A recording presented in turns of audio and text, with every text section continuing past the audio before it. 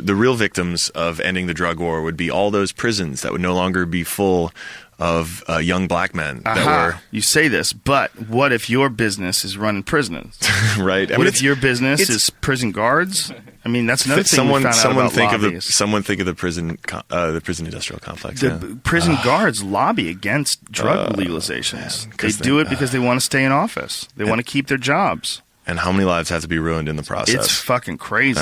It's a vampire system. It's a horrible vampire system. And it's a system that's brought out of, it's based on these reverberations or these vibrations from the past. It's all like this scramble when people were retarded, when they came over on boats, and this is just how they did things. They get him in the clink, throw him in the jail, you fucking scoundrel, you were smoking marijuana, or whatever the rule that you broke is, that they realize that they can do it, so they do it, and they throw you in some fucking cage.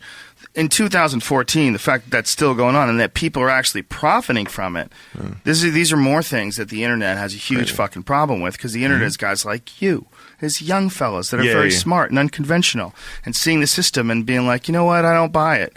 I think there's some shit that people I knew growing up that were adults, I knew they were fucking idiots, and I knew they made bad choices, and now I'm looking at the repercussions of this everywhere. I'm looking at it and I'm saying no. Dude, this is dumb. This is one of the things, especially talking to college students, that I love bringing up, which is that, and I'm the first to admit it, like, I have no fucking clue what I'm doing. 99% of the time, especially when I got started, I still don't now, and I've come to realize, like, and I've been lucky enough to meet some pretty, like, successful, impressive people, but, like, you dig under the surface, we're all just hacking it. Like, we're all just expertise, experience, those things all help.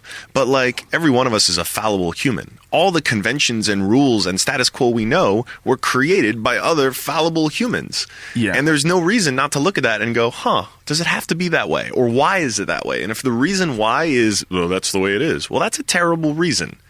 You know? And when you see the world as being that hackable, so to speak, like, you start to realize, all right, well, let's actually question stuff. And I remember I was a freshman at UVA when 9/11 happened. For this generation of millennials coming up, nearly all of us, one of our first really vivid memories of the world was 9/11, this awful tragedy.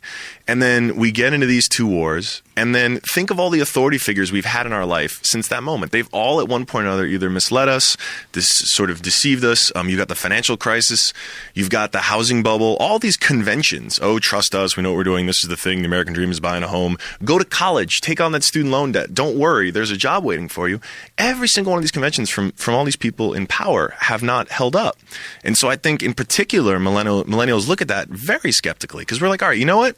So the conventional stuff didn't work out for anything. Like, we have no choice but to realize, you know what? We're all just hacking it. So let's dive into the passion. Let's figure out a better way to do something, not settle